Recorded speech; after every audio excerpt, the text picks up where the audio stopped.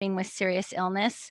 I know that after my daughter Cameron was diagnosed, the second question my husband Charlie and I had was, what about our older daughter Taylor? That's the first, it was the second question we asked. And also when I was conceiving of Courageous Parents Network and having conversations with some pediatric palliative care advisors who were generously helping me shape the organization, I said, well, what do you think one of the most important things we should be focusing on in addition to promoting palliative care? And several of them said the sibling experience. So here we are.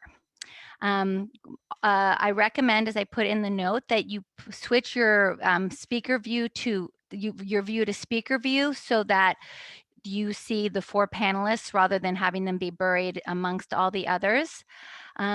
We are taking questions through the chat. So please use chat for asking questions. Don't raise your hand. We won't see you. Don't use the raise hand feature. Just use the chat and we will do our very best to make sure that your questions are heard or addressed.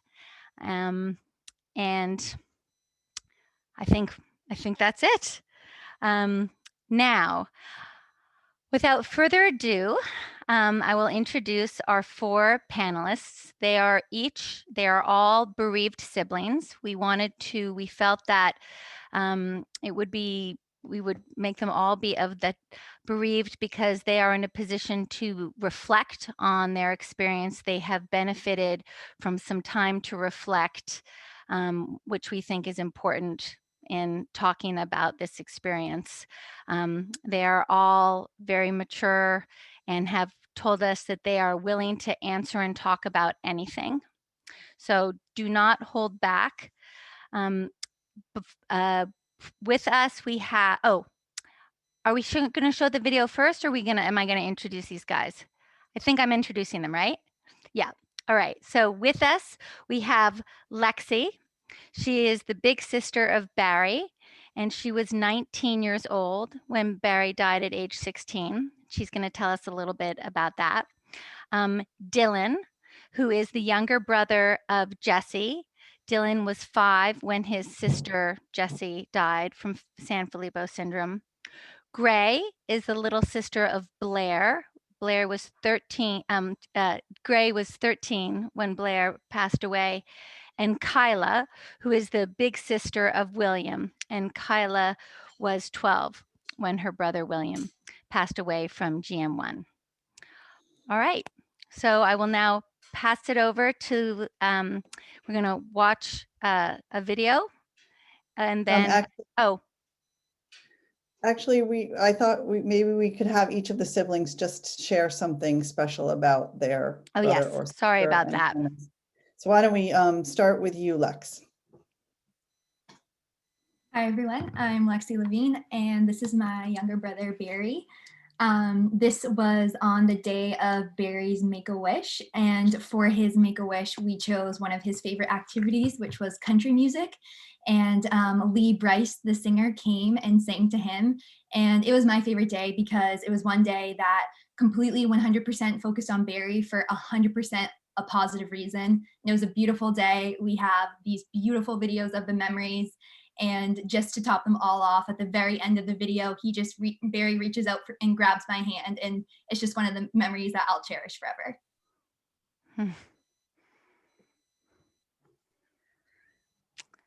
Kyla, do you want to go next? All right, hi, I'm Kyla. I am almost 19, and my little brother, of course, as Blythe said earlier, was William.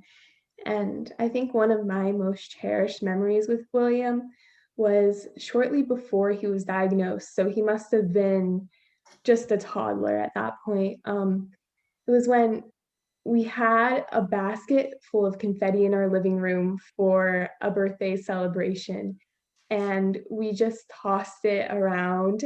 Of course, we were both super young, but it was one of the last times that I was able to spend time with him still able to function as a normal child.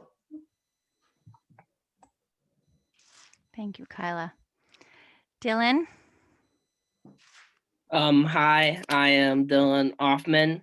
My older sister, Jessie, died about 5 years ago of Sanfilippo syndrome when I was 10. One of my favorite memories of Jessie was when we went to Wachusett Ski Mountain. It's about an hour away from where we live. And one of my mom's friends actually took out my sister Jessie on a adaptive skier, so she could actually ski alongside me and my mom. And I think that was just really special because Jessie loved to she loved action. She loved to go fast, and she didn't get a lot of it because her wheelchair only goes so fast. So it was really just awesome to see her have so much fun in an activity in which me and my mom also really enjoy. And it was really fun to see her actually get to participate with us. Thank you, Dylan. And Gray? I'm Gray. I'm 17. This is a picture of my sister Blair and I. She passed away in 2017. And most of my favorite memories with Blair come from going to the beach. That was her happy place, and it's mine too. So we would go as often as we could to like see her face light up when we went on the boat or went to the beach or in the pool. And I really value that time we spent together doing like normal activities. So those are probably most of my favorite memories. Thank you. All right. We hope you will share some more of those memories as we move into the conversation. But first, here is a video.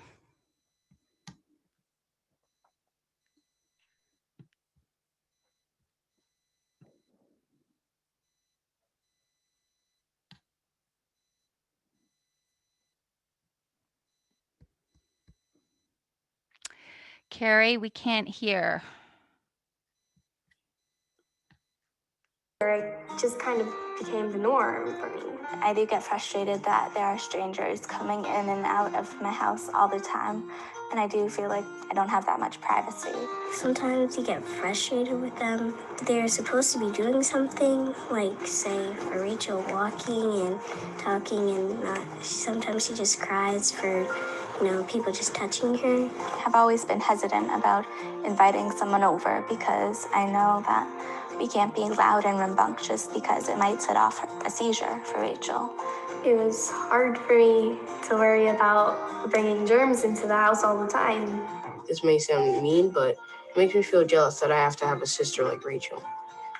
And it also makes me feel mad that Rachel has to be this way. The fact of having your sibling pass away and having that knowledge that it's a big question mark. It could happen tomorrow or 5 years from now. That's going to be every sibling's fear of when is it going to happen? How am I going to handle it? How are my parents going to handle it? When that time comes, it comes. I know she's lived an awesome, amazing life. I think Rachel symbolizes purity and innocence that is in the world. I have 6 words. You and me are not alone.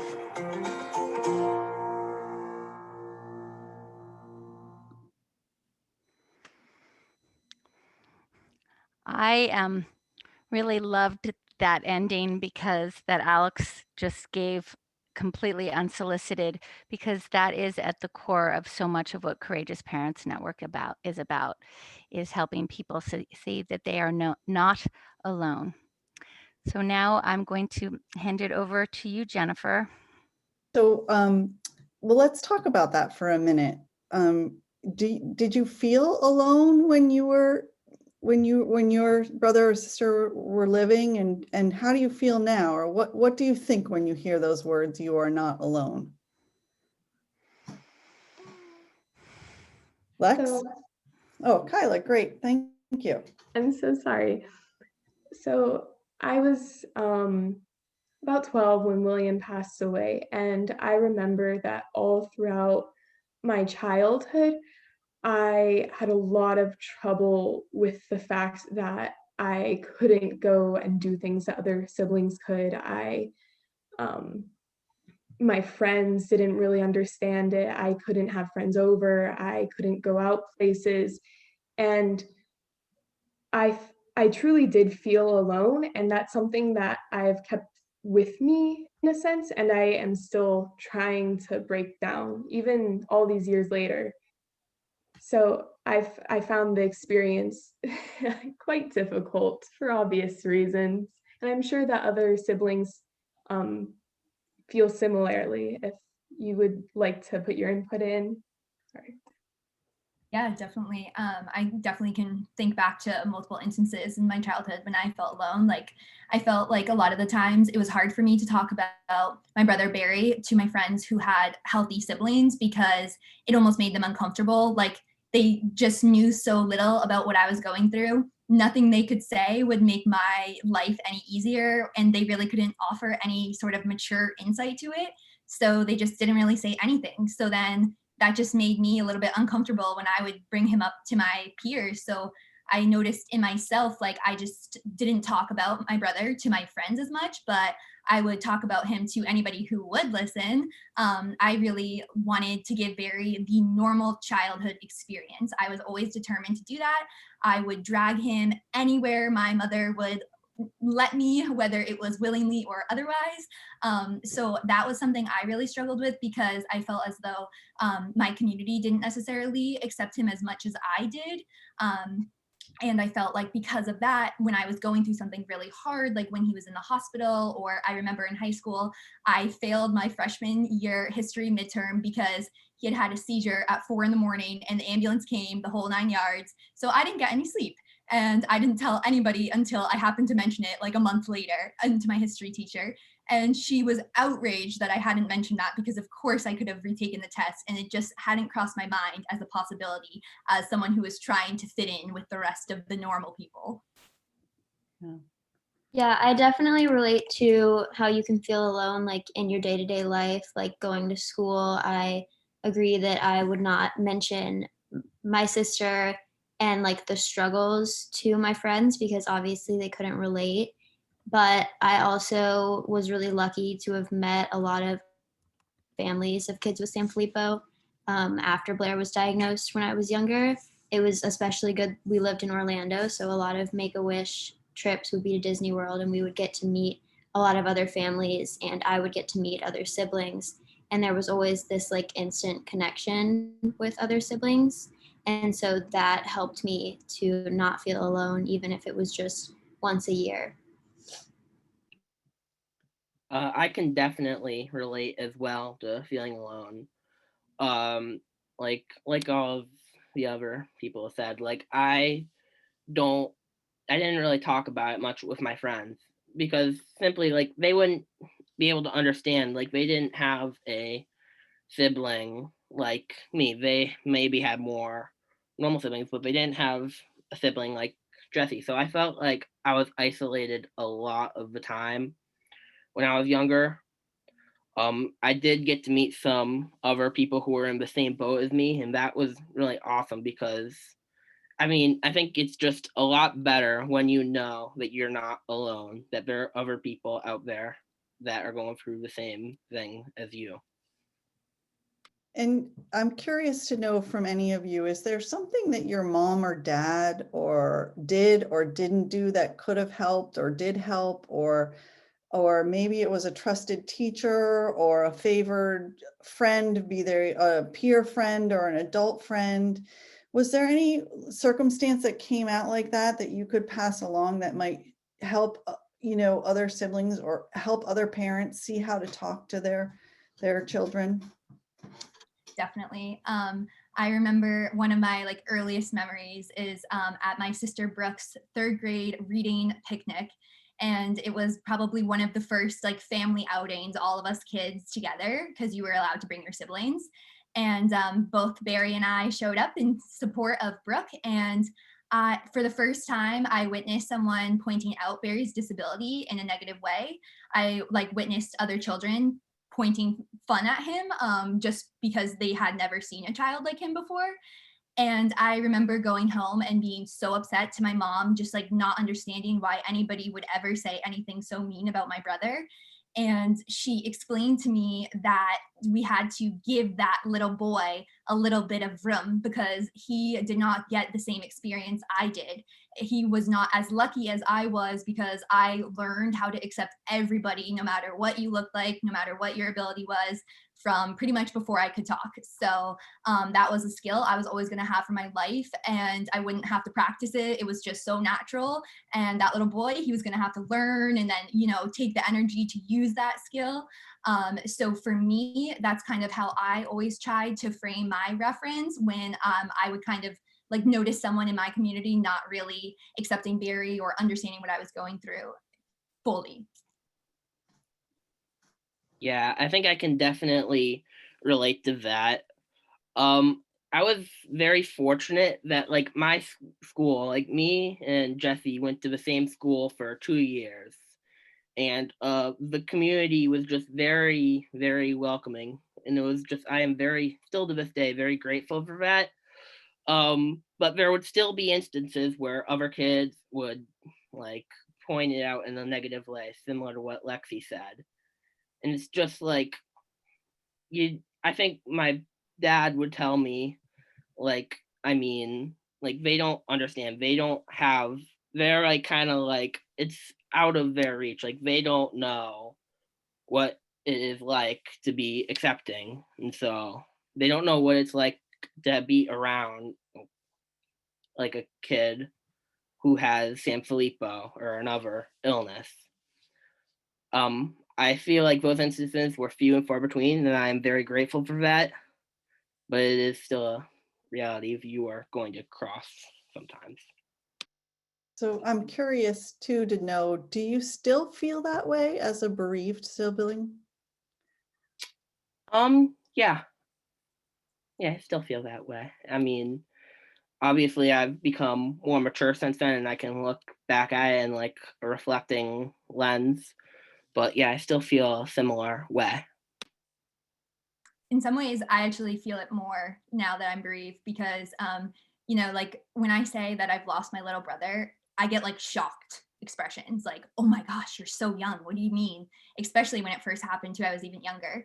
And so I find that there are even less people my age who have lost a younger sibling than me than people who were my similar age who had a sibling with a terminal illness or just an illness. So I'll ask again, is there a circumstance where a parent or somebody could help you in those situations? I mean, I remember, I'll just give an example when my daughter, who's now 21, but when she was a freshman and went to college, she said, Mom, she had 3 roommates. And she said, Mom, can you be the one that tells them about Ben? Because she didn't know how to start the conversation. And, she was brave enough to ask me to do it, but I'm just wondering if you have some advice or some help or a situation where that was also true, any of you? I think I relate to that, you telling her roommates about Ben. When my sister was in her last few weeks of life, my mom emailed all of my best friends' parents and kind of let them know, because obviously that wasn't something that I could really inform them of at the time. And I think that kind of help from parents is definitely helpful when siblings ask for it. I think that checking in is probably more meaningful coming from friends, teachers, people outside of your immediate family. Just for me personally, I think that siblings can sometimes get frustrated if their parents are checking in too much. And the siblings in this panel, we talked about how we think that sometimes the parents worry about us too much because we know that you all do. And we think that, with what we've been through, we can handle a lot. And so I'd say what's more helpful is just checking in from people outside of your immediate family, I guess. And Kyla, when your brother William was alive, did you feel like there was any outside source that gave you help? Did you get help from anywhere external that you think would would have, helped you heal and get through the experience? I got help from so many different places. It's almost insane. My parents, I was fortunate enough that my parents had family members who were able to come down and take care of William so then we could go out and do things together at times. My parents gave me opportunities like band and swimming and soccer and normal kid things. And those really became my life. Like band throughout high school and martial arts in particular gave me such, I would say, a touchstone that I could latch on to. I could make friends, and my world in those little activity bubbles just seemed perfect. Um, and of course, after William had passed away and while he was alive, I always went to the school counselor, sometimes because I didn't want to do schoolwork, but usually it was I needed someone to talk to when the school day was just taking too much on me. So I feel that my parents and my extended family and the people I met through activities, the school counselors, the therapists, they all gave me so much support and so much help through all of the tough times. And I don't know how I would have gotten through everything without them. Thank you. That's good. I'm curious to know, Kyla, you used the school counselor, but did anyone here have counseling while you were going through your experience, or are using that now? I didn't when I was going through it. I actually was like fairly resistant to the idea of it. I thought that like it would almost like make me look weak. Like I think a lot of my experience with Barry was just I did what had to be done. Like that's how my mom describes it too. Like we just took care of this person we love more than everything because that's just what you had to do. So I felt like it was almost admitting defeat if I asked for help in that way. But like recently as an adult, I decided to, and honestly, it's been great. And I wish I had done it during that time because for me, it was really, really hard to like start the conversation and start to talk about it. Mm-hmm. Yeah, I can definitely agree with that. Like after Jesse passed away, like yeah, like I have reached out and there's like help that like I before the pandemic I was going to a group for other kids who had lost siblings like once every other week. And that has really been nice. But while I was in the middle of it, while she was still alive, I definitely was not like wanting to reach out. I felt like I didn't want to bother anybody else. Like they wouldn't understand like what I am going through as a sibling to somebody with a terminal illness. Like they wouldn't be able to understand what I was going through, and I felt like they wouldn't be in too much of a position to help me at the time. So I thought we'd try to shift to this quote. To this quote that actually comes from a blog that another sibling wrote for CPN. I thought I'd just read it aloud for the audience, but everybody can read it. I started to notice that my family, there we go. Now we got it. It keeps auto advancing. I'm really sorry. I'm trying to make it stop. I started to notice that my family was not normal. I started to get jealous of my peers who had normal siblings. I even called our adaptive van a spaceship. It was very hard to understand why my family had to be different. In third grade, I made a comment to my teacher, which I now see as a true illustration of where I was in my journey. I wanted my life to be normal. I wanted my parents' life to be easier, and I wanted to be like my friends.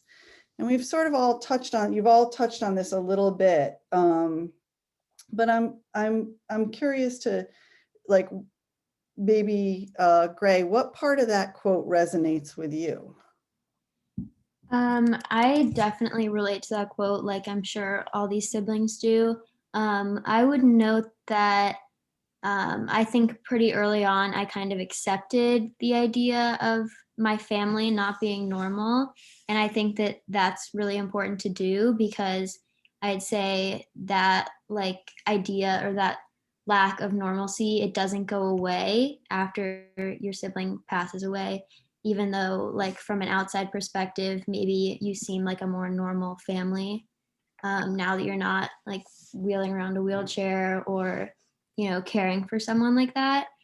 But just from like now, like being in high school, I definitely see that I'm still not a normal high schooler. My family is still not completely normal because we've been through things that other families haven't. And so I would just, my advice to siblings and parents would be to really embrace that lack of normalcy in your lives. What do you mean by that, Gray? Embrace it. I don't know. I guess like really accept that it's nothing you can change. Like I think in that quote it said like I wish that my family was normal, but it's important to realize what the positive things that came out of it. Like when I was saying I'm not a normal high schooler, it's more that I'm more mature or I have more empathy and patience. And I think that it's important to note like the more positive things that come out of not being a normal family than the negatives. Dylan, I see you nodding. Yeah, I think I can really agree with what Gray is saying because, like, I think you can wish all you want. Like, you can wish that your family was more normal, but the matter of the fact is that it is not going to happen. And I think it's really important to not just recognize, but to embrace and make the best you can, like, about like knowing that you're not going to be like a completely normal family, and that's okay. Like, it is not important necessarily to be normal. You can still have excellent experiences. I know I am had a lot of great experiences with Jesse, and I would not trade that for anything. I would not trade that for being normal, quote unquote. I really like this quote. I like laughed out loud when I read it because I actually cried when we had to get a wheelchair van. I sat on my next door neighbor's stoop and cried and said, "Mrs. Whiteley, why can't my family just be normal?" Because I thought that that would be the official stamp of unnormalcy. That like once we drove that wheelchair ramp, there was no going back. And but I think like I can kind of offer a different perspective. For me, I was like very much aware that my brother wasn't normal. Like I had a best friend who had the same age brother, so like physically I knew Barry wasn't normal. For me, I was really focused on giving Barry a normal experience. Like as much as possible, I wanted him to have the same childhood I did, which meant waking up at 5 a.m. to be at the soccer field for a line of sisters soccer games, starting with the oldest to youngest. And on Christmas Eve, he got the flower thrown in his face while we were making cookies. Like for me, those were the normal parts of our childhood that I wanted him to have. And I felt like in his life, like there were so many barriers preventing him from getting that sort of normal childhood experience. So for me, I wanted my family to be as normal as possible to continue to give him as much of that experience as I could as a child. So great. Great. Why don't we check out the next video?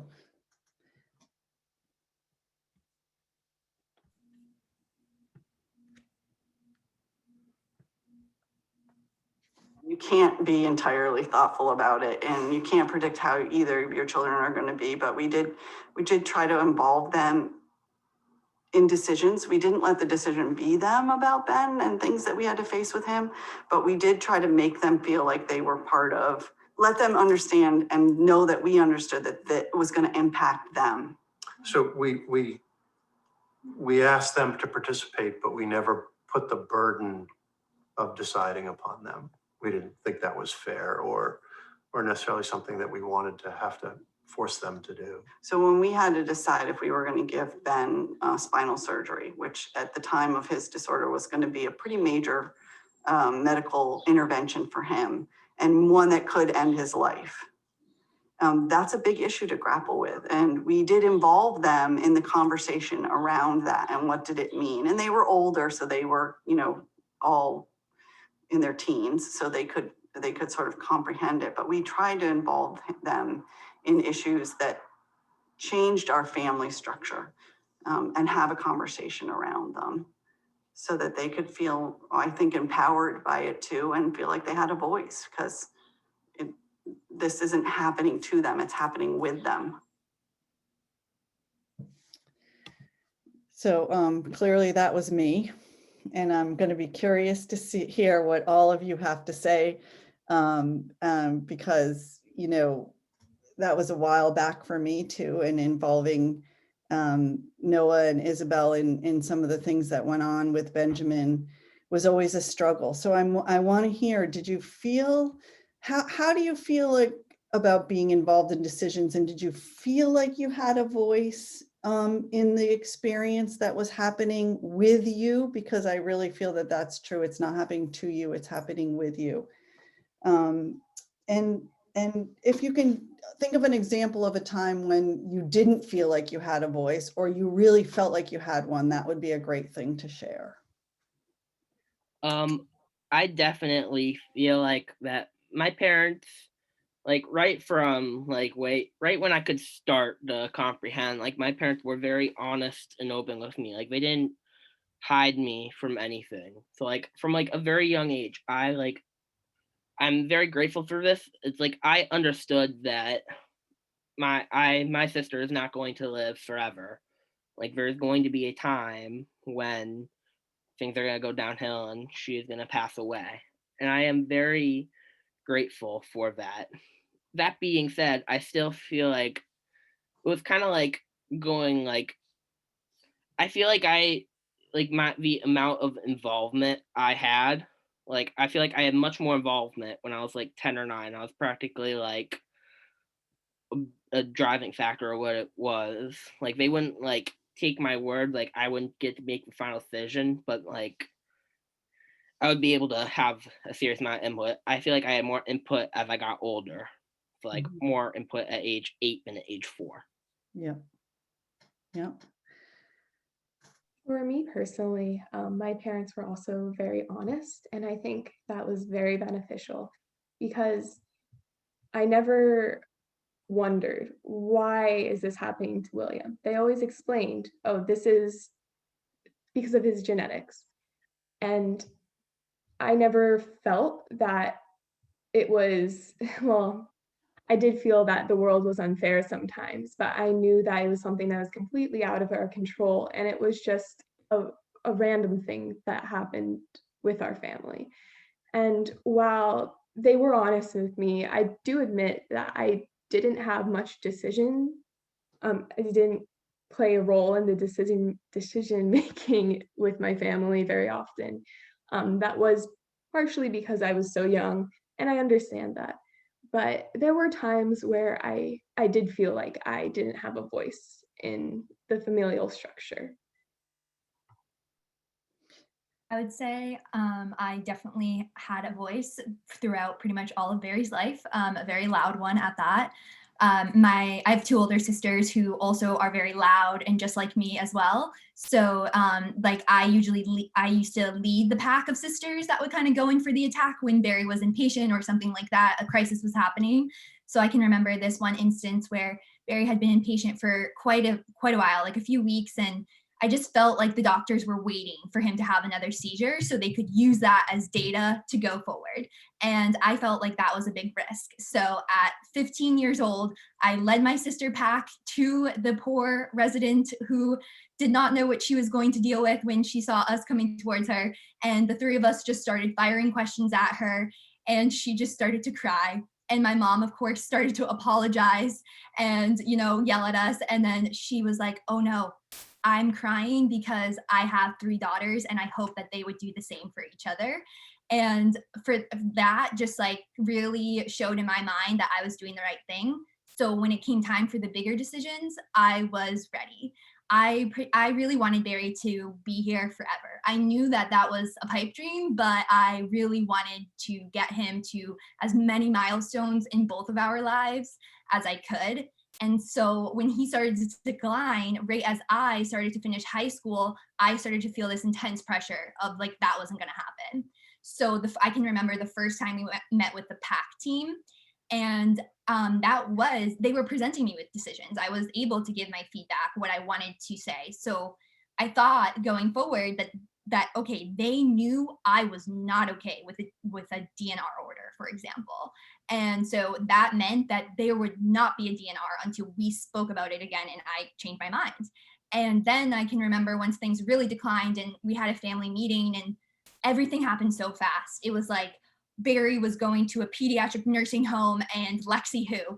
And I can remember just feeling so overwhelmed, like temporarily losing my voice. And then at the end of the meeting, when I finally like found it again and spoke up, like I felt like it was too late, like the decision had been made. And so I think for me, that was really hard because I had been so heavily involved in so many decisions throughout Barry's life.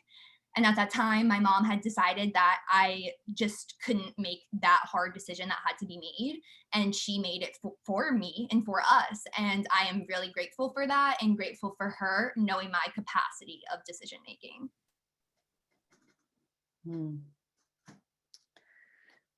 How about you, Gray? Do you feel, did you feel part of the decision making process? Did you feel like, or were there any moments where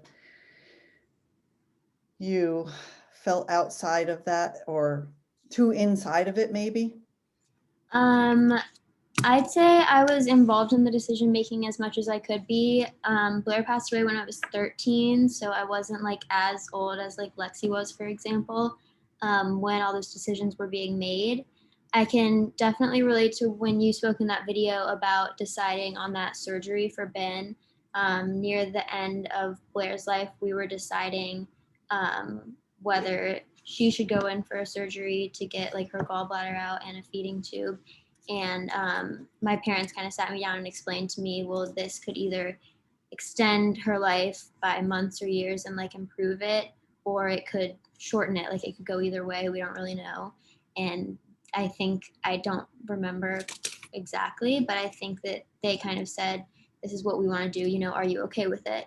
And I think that that's the way that you should involve siblings in that decision making, is like, this is what we as the parents want to do, because obviously they get more say than we do. At least I did as a 13-year-old. And are you okay with it? Is there any questions you have? Just make sure that we as siblings are informed and that we feel like we have a say and like some control there. So do you think that, I mean, what I'm hearing all of you say is the more information you had, the better you felt about your experience. And that, and correct me if I'm wrong, but this is what I'm hearing from you guys, in that, and so I'm wondering, was there ever a moment, and I sort of heard this a little bit in your story, Lexi, where you felt like you didn't have enough information in that, and was that the cause of being afraid? Like, were you ever in a position where you felt uncomfortable for lack of information? For sure, but only once. And it was at the very end of Barry's life. And I think, obviously this was a new experience for my mom, and I think everybody thought this was gonna completely break me. And so my mom was really at first careful with the information and how much she gave me, because also nobody really knew. There had been so many times before where everybody was called and we thought it was the end, and everybody prepared themselves and then it wasn't. So I think I was a freshman in college. I just had my birthday. Like, my mom didn't want to upset me if she didn't have to. So I think at first she didn't tell me all of just how bad it was. But then as I started to spend more time with him, and I increased the time I was spending with him, because as I did, I was realizing how bad things were. And so there was one day when I realized he wasn't receiving any feeding of any type. And when I realized this, I was so afraid of what that could mean. And I knew there wouldn't be that long where he could survive like that. And so I was so scared of like what that time frame would look like, but like I also didn't know how to ask because nobody had even told me that they had shut off the feeds. So I knew that that meant that it was the end, but I knew that if I said that it was the end, that that would make it the end even more. Yeah. I mean, I hear that anxiety in you telling us, Lexi, and I want to say first, thank you for sharing that, because I think it's really important for everybody to feel and see that it stays with you, right? And parents, we instinctually know this about you guys. We worry. I mean, I can't even tell you how much worry I would put forth for my other children while I was caring for Ben. I was worrying about Isabel and Noah always. So last week on social media, we actually put up a post that asked parents, tell us in one word the things you think about or worry about for your other children, the siblings. And these are some of the words that they gave us. So I'm going to ask each of you to sort of look over the list and pick out a word that resonates with you and in some ways conveys what you want our audience to hear about your experience, the sibling experience. And just, and if there's 2 words, go ahead and pick 2 words that are resonating with you and just, speak from your heart. So why don't we start with you, Kyla? I'm actually still picking out my words, but I definitely did notice resilience. I believe that William did inspire a lot of resilience in me and my family. He really, really taught us how when things got bad, you just keep going and there's a light at the end of the tunnel. Even after his passing, I still feel that every day when I get down or when school gets difficult, I'm having problems with feeling isolated because of COVID. I think about how my brother survived through so much, and he still was always so joyful. And you could just see it in his body language. He couldn't talk, but he always squealed. So I do believe that William really taught us the meaning of resilience, and that's something that defined my childhood for sure. How about you, Gray? I think the word future really sticks out to me, and like time too. Like the idea of, past, present, future. I like often compare my life now to how it was when Blair was alive, like in the past, and then I also think about like what I gained from that experience that's helping me now and like helping me in the future too. I'm a junior in high school, so I'm thinking about the future a lot right now. And I think that one thing for siblings is like this next step is a little weird when you're like moving out and like going to college. And the idea of like being surrounded by people who haven't met your sibling or like don't know your story and kind of having to like reintroduce all of that to like new people. And thinking about the future, like I just am not that worried about it because of all the things that experience taught me. And so I'd like kind of say that to parents as well, as like, someone put that word down, future, that they're worried about their sibling and possibly their sibling's future. And it's going to be like a journey, but it's not going to be anything more than what you've already been through. I feel like that my parents a lot of time worried about like neglecting me. Like from a very young age, like I would sometimes complain, like I'm here too, like I want attention. And my parents would always tell me, like they like heard me and they like understood me, but they also said like you are a little more like Jessie is like, even though she's older, she's more like a baby. Like she requires a lot of like attention. And so like I feel like they were still very worried about me though. And so for me, it was a lot of like, I don't want to be a problem for my parents. So like another word that really stuck to me was perfectionism. Cause like I a lot would try to be like perfect. I didn't want to cause any problems for my parents because I knew they already had enough on their plate with Jessie. So like I didn't want to cause any problems at school or elsewhere. Like so I really strive to be like perfect and like Yeah, Dylan, we hear that a lot from a lot of siblings. So I'm curious, just Lexi and Kyla and Gray, and Lexi, I promise I'll get to your word. But just if you could speak to that a little bit, maybe what Dylan had to say, and if you felt the same pressure in some way, and what would you tell siblings about feeling that pressure?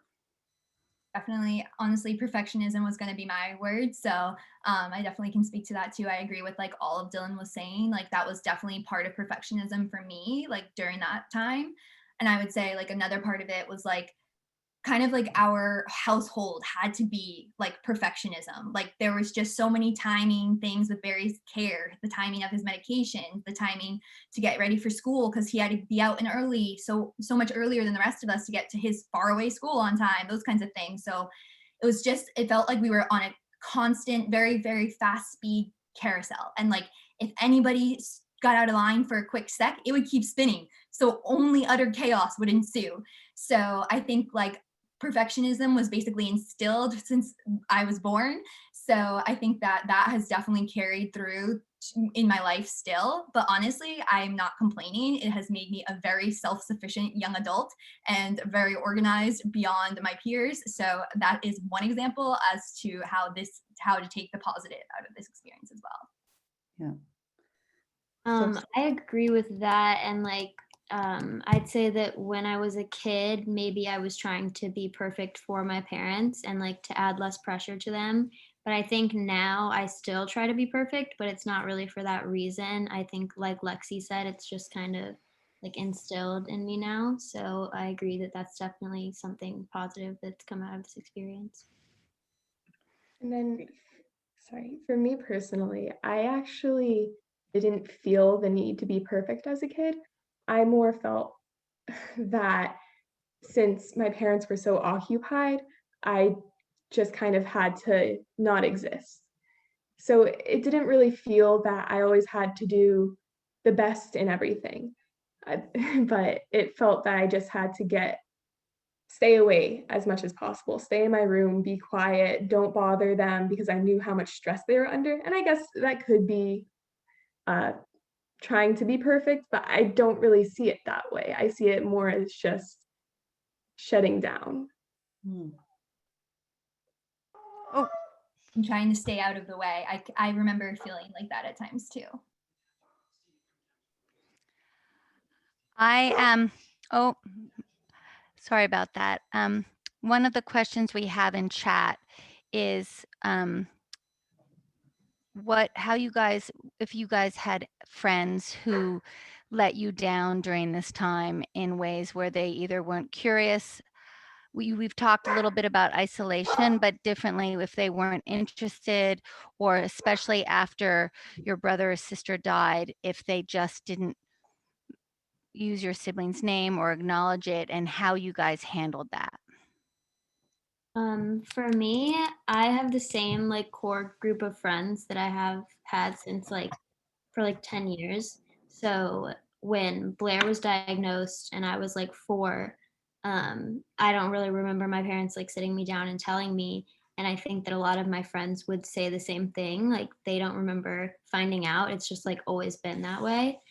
And I think that maybe they've kind of become like desensitized to it, I guess, in a way, especially with like the fundraising that we do, which they help with a lot, which is the main way that I think they show their support to me. I I think it's kind of become more of like a superficial like topic, I guess. And so we don't talk about Blair that much for me and my friends, which is normal for us because we've all known each other for so long and it's like always been that way.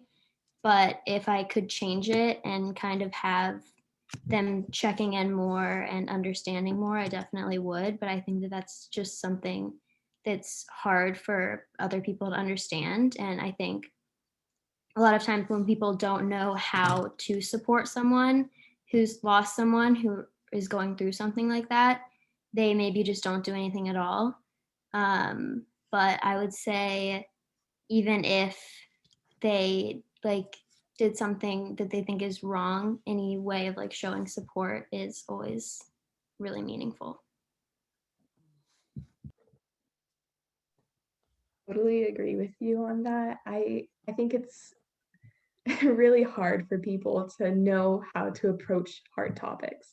And people definitely told me sorry. And then instead of giving me more support sometimes, they backed off because they didn't want to interact with the bereaved 12-year-old girl. And I do think that it's important for kids to have friends that know what's going on, but I feel that just the nature of humans sometimes can be to ignore problems.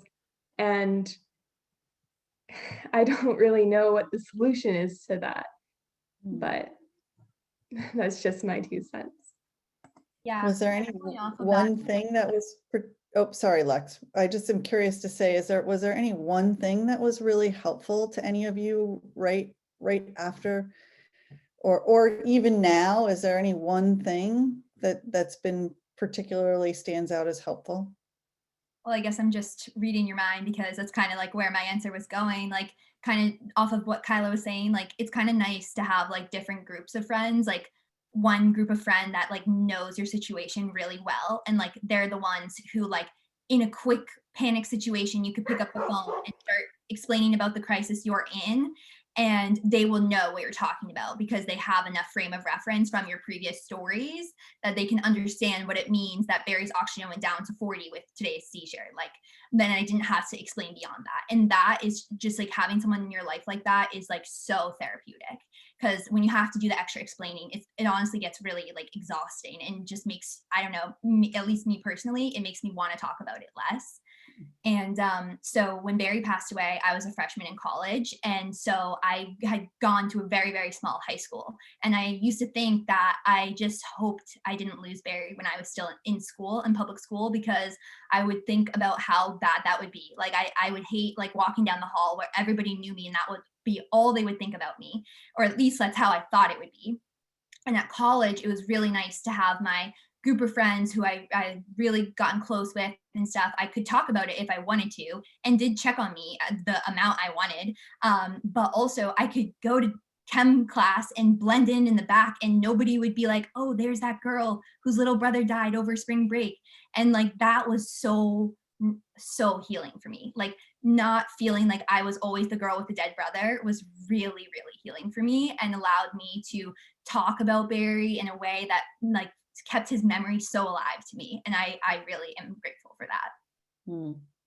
Yeah, that's like nice to hear for me too, because I think that part of the reason that my friends and I don't talk about this as much is, like I said, like when we started those friendships in like first grade, it's not like we started them talking about every little thing, and definitely not talking about like deeper topics like that. So I'd say like one of the things I'm really excited for going to college in like a year and a half is going to be kind of starting new friendships that, and keeping my old ones, but starting new ones in a different way that will give me the opportunity to kind of like share those emotions more with people that are like my own age. And it like gives you an opportunity to like tell your sibling's story like in the way you want to. Like, I felt like in my hometown, everybody just knew Barry as the disabled little boy who belonged to the Levine family. Whereas like when I went to college, I got to describe Barry as like the boy I saw him as, like that you guys saw this was him all the time. Like he just always had this big grin on his face, and like that's how I got to describe him. So that's how my college friends knew about him. And when they think about Barry, they don't think about his crises. They think about like that smile on his face, and that's the memory I want to create for him. So we had another video queued up, but I'm kind of thinking that we've moved into the topic anyway, which was a video about end of life and just did you have conversations with your family about end of life before it happened?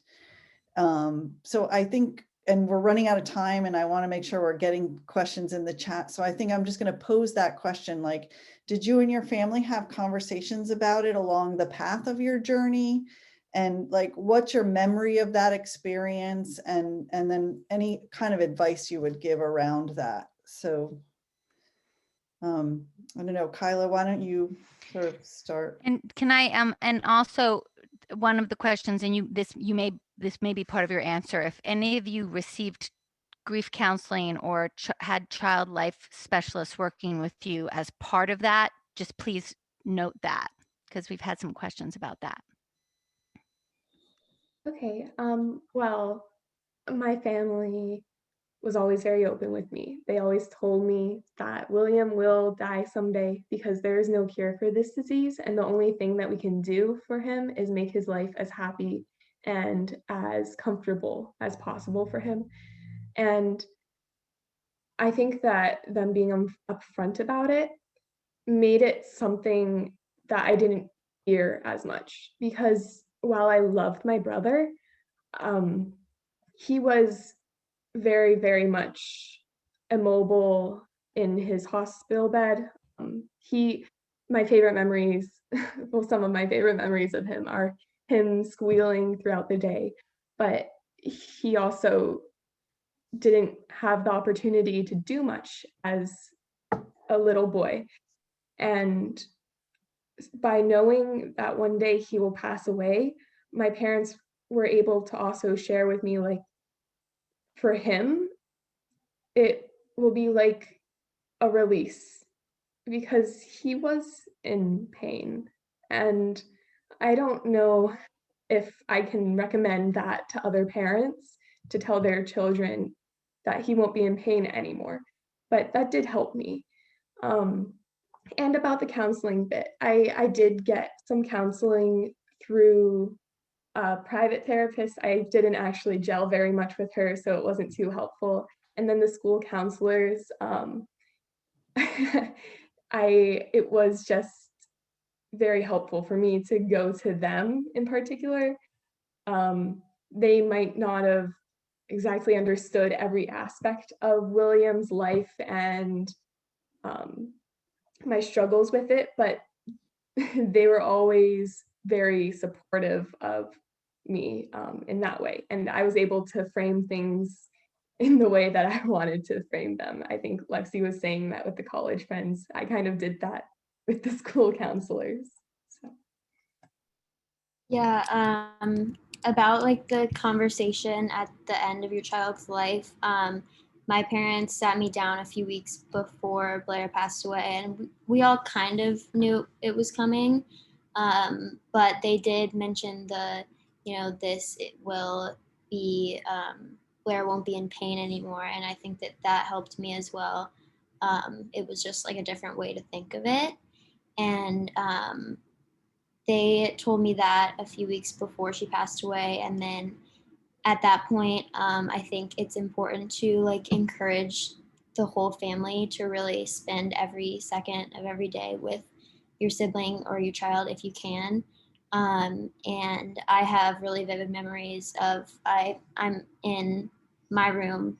It was Blair's room. So in this room, we like brought the couch from another room in here, and we slept on it, and we were all in here for several days, just spending time with Blair. And in terms of child life specialists, that was hospice helped with that. And there were a few people that came in, and something that was really helpful for me was someone came in, we did fingerprints, And now I have a necklace that has Blair's fingerprint on it. And we put her cute little footprints on like a piece of paper that I now have framed, and a few other like kind of art type like scrapbook things like that are really good memories that I think that resonated with me the most. I was 13, so I didn't really like the idea of having so many people like in the house. I was a little annoyed by it, but I think that that those memories that I have now definitely make it worth it. So that's how the child life specialists help me the most, for sure. Yeah, I think I can definitely relate to what both Kyla and Gray have said. Like, my parents have been like, the expectation was always like, I never like, I knew that this wouldn't be forever, that she would pass away at some point. And like, in the like, I think about 2 weeks before she died, my parents sat me down and they were like, look, we're going to take her home from the hospital. Like, we are going to have her here, and this is like the end. And like, after this, she will be she will be free of pain, because at the time she was definitely in a lot of pain. And it was very hard on us, because there was nothing we could do. And so I really feel like hospice did a great job. So like, as you were saying, like the what is it called? The child life services, like hospice mainly took care of that. And the really thing that really stood out to me was like the outpouring of support from like everybody who knew her. So like, from her teachers to family members to friends to just people in the community, were all just very supportive. And like, a lot of them came, and we set up in the family room, we set up a hospice bed there.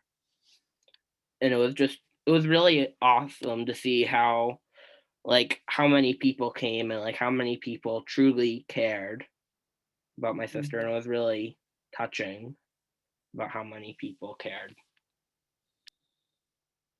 Yeah, so Barry was actually at a pediatric nursing home at the end of his life, which is something that like even to this day is hard for me to even like kind of comprehend. Like it just kind of upset me. Like, you know, like I wish like he had been with us at home, even though we were with him.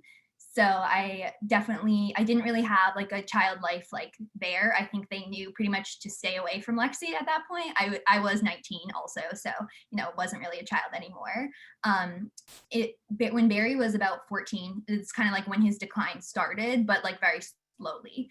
And then at that time, that's when we got the PAC team involved. And I think there might have been a child life specialist. Honestly, I don't even remember their names because I was so against the idea of the PAC team just for what it stood for. I just thought that if admitting that meant admitting we needed them, basically.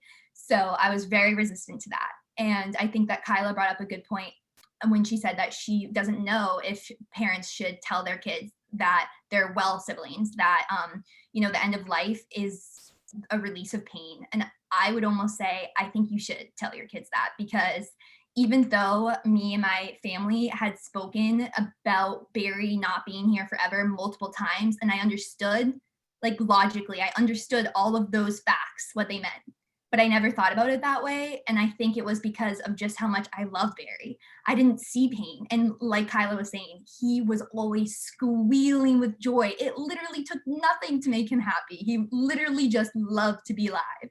So for me, it was really hard to imagine that like there was pain there.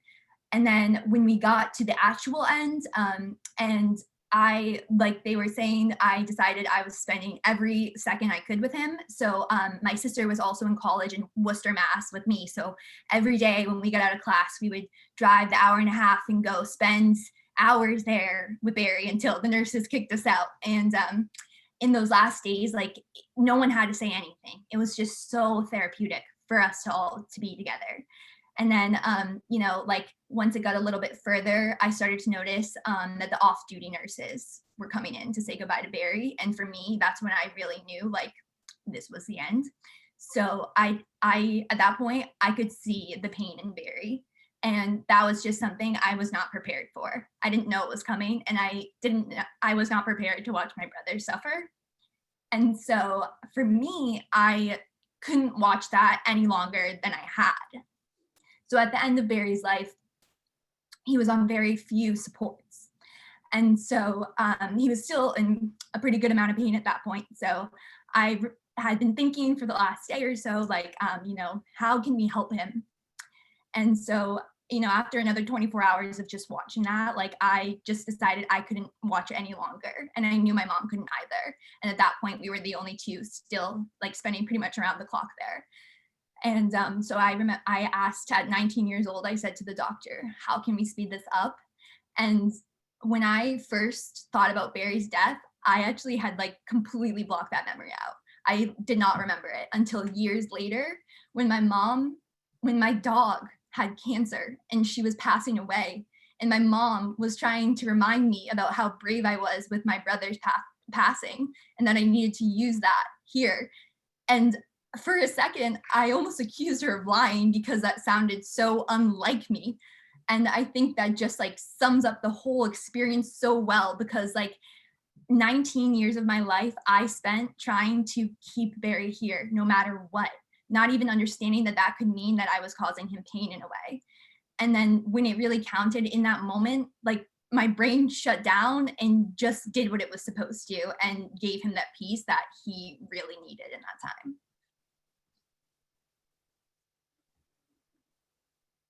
Lexi, everybody, Lexi, Gray, Dylan, and Kyla, thank you so much for speaking so openly and honestly about your experience, generously, I think I would say. And Lexi, I think your last sharing that memory and the sort of the unfolding of how you were in that moment and how you remembered it, and how it reflects your resiliency and your body and mind's ability to protect you from things that were difficult in the moment, but also carry you through that moment and carry you, and here you are in this moment now, speaks a tremendous amount about how resilient siblings are anyway. You guys have talked about the importance of parents and supporters being as open and direct with you in an age appropriate way as possible. More information properly delivered is good. The support of external people, parents knowing when to ask and when not to over ask. You guys have been amazing. A lot of the remarks in chat have commented on how incredible you are and how appreciative the attendees are that you've shared like this. So thank you so much. I hope you feel well after. I will share with people that don't know you that you guys are all involved in different ways in honoring your brother or sister. Have some of you in professional involving in that direction, which I think speaks a lot about the impact being a sibling has, in like the inspiring impact that being a sibling has. We will be sending out a follow-up email to all of you who are here, those who registered, with links to this video, which will be archived. This session will be archived, and resources on CPN. And we will be asking Gray and Lexi and Dylan and Kyla to answer some of the chat questions that we didn't get to answer tonight. Hopefully each of them will take one of them and write something, and we'll share that in the email as well. So please be on the lookout for that from us. If you are not yet a member of Courageous Parents Network, we hope you will join. We'll send a little link to that in the email as well, so we can keep you apprised of things that we have coming up. Yeah, and certainly go visit our all of the siblings represented here tonight, Lexi, Kyla, Gray, and Dylan, have contributed to CPN, or their parents have contributed in CPN in some way. So go on and explore the website and learn more about our wonderful panelists who did an exceptional job. I tell you guys this every time I talk to each of you, I learn something new every single time. And I'm so grateful. And if you're still here, we would really appreciate it if you would let us know how you found out about this Zoom event, so that we can learn more about how to bring more of these great opportunities to all of the families and providers that are out there listening. So again, Gray and Dylan and Lexi and Kyla, I can't thank you enough. All right. So fill out our poll, and in about 30 seconds, we will bid you adieu.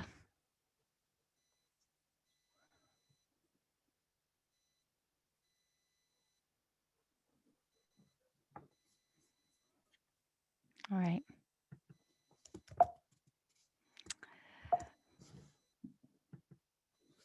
All right, I'm going to end the meeting, everyone. Thank you. Thank you. Love seeing your beautiful faces. Stay well. Stay well. Stay well. I'll be in touch, panelists. Panelists, have good nights. Tell your parents how awesome you are.